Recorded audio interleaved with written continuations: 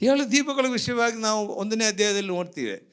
ಯೇಸುಸ್ವಾಮಿ ಎಲ್ಲಿ ತಿರುಗಾಡ್ತಾನಂದ್ರೆ 7 ಚಿನ್ನದ ದೀಪಸ್ತಂಭಗಳ ಮಧ್ಯದಲ್ಲಿ ತಿರುಗಾಡ್ತಾನೆ. ಯಾವುದು 7 ಚಿನ್ನದ ದೀಪಸ್ತಂಭ ಅಂದರೆ ಯಾವುದು ಪ್ರಾರ್ಥನೆ ಮಾಡ್ತೀವಲ್ಲ, ದೇವರೇ 7 ಚಿನ್ನದ ದೀಪಸ್ತಂಭಗಳ ಮಧ್ಯದಲ್ಲಿ ತಿರುಗಾಡು ದೇವರೇ ಅಂತೇಳಿ ಪ್ರಾರ್ಥನೆ ಮಾಡ್ತಾ ಇದ್ದಾರೆ. ಯಾವುದದು 7 ಚಿನ್ನದ ದೀಪಸ್ತಂಭ?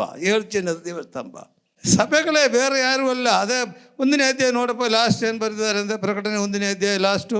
ಆ 7 ನಕ್ಷತ್ರಗಳಂದ್ರೆ 7 ಸಭೆಗಳ ದೂತರು. ಆ 7 ದೀಪಸ್ತಂಭಗಳು ಅಂದರೆ 7 ದೀಪಸ್ತಂಭಗಳೆಂದರೆ ಆ 7 ಸಭೆಗಳು. 7 ಸಭೆಗಳು.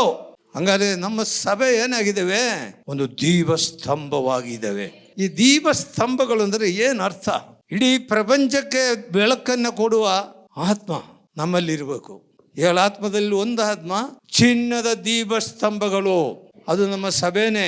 ನಮ್ಮ ಸಭೆ ಮೂಲಕವಾಗಿ, ನಮ್ಮ ಸಭೆ ಅಲ್ಲ, ಯೇಸು ಕ್ರಿಸ್ತನು ಕಟ್ಟಿರುವ ಸಭೆ. ಯೇಸು ಏನು ಒಳಗಿದ್ದಾರೆ? ನಾನು ನನ್ನ ಸಭೆಯನ್ನು ಕಟ್ಟುತ್ತೀವಿ, ಅಂಧಕಾರ ಶಕ್ತಿಗಳು ಅದನ್ನ ಜಯಿಸಲಾರದು. ಹಾಗಾದ್ರೆ ಆ ಸಭೆಗೆ ಏನಿದಾವೆ?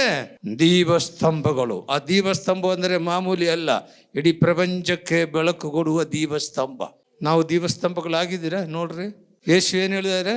ನಾನು ಲೋಕಕ್ಕೆ ಬೆಳಕಾಗಿದ್ದೀನಿ, ನೀವು ಕೂಡ ಲೋಕಕ್ಕೆ ಬೆಳಕಾಗ್ರಿ. ಅದೇ ಜೀವಸ್ತಂಭ. ಬೆಳಕು ಕೊಡ್ತಾ ಇದ್ದೀರಾ? ನಾವು ಬೆಳಕು ಕೊಡ್ತಾ ಇದ್ದೀರಾ?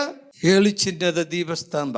ಇದು ಉರಿತಲೇ ಇರಬೇಕು. ದೇವರ ಆತ್ಮ, ಪವಿತ್ರಾತ್ಮನು. 7 ಆತ್ಮಗಳಲ್ಲಿ ಒಂದು ಆತ್ಮ ಯಾವುದು? 7 ದೀಪಸ್ತಂಭಗಳಿರುವ ಆತ್ಮ. ನಾವು ಬೆಳಕು ಬೇರೆಯವರಿಗೆ ಕೊಡಬೇಕು. ಹಲ್ಲೆಲೂಯಾ. ಮತ್ತೆ ನೋಡ ವಾಕ್ಯ, ಆತ್ಮಗಳು ಸೂಚಿಸುವ 7 ದೀಪಗಳು ಉರಿಯುತ್ತಿದ್ದವು. ಯಾವಾಗಲೂ ದೀಪ ಉರಿತಲೇ ಇರಬೇಕು. ದೀಪ ಉರಿಬೇಕಂದ್ರೆ ಏನು ಬೇಕ್ರೆ?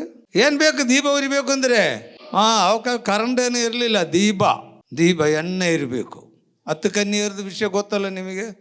ಎಲ್ಲರೂ ದೀಪಗಳು ಹಚ್ಚಿದ್ರು, ಆದರೆ 5 ದೀಪ ಏನಾಯಿತು? ಹಾರೋಯ್ತು. ಎಣ್ಣೆ ಇಲ್ಲ.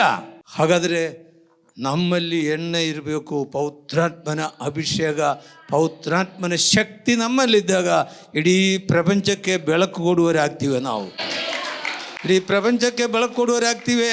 ಹಲ್ಲೆಲೂಯಾ. ಯೇಸು ಸ್ವಾಮಿ ಅದನ್ನೇ ಹೇಳಿದ್ದು, ನೀವು ಭೂಲೋಕದ ಕಟ್ಟ ಕಡೆವರೆಗೆ ಹೋಗಲಿ, ನನ್ನ ಸುವಾರ್ತೆಯನ್ನು ಸಾರ್ರಿ. ಅದೇ ದೀಪಸ್ತಂಭ, ಬೆಳಕು ಕೊಡುವರಾಗಿರ್ತೀವಿ ನಾವು.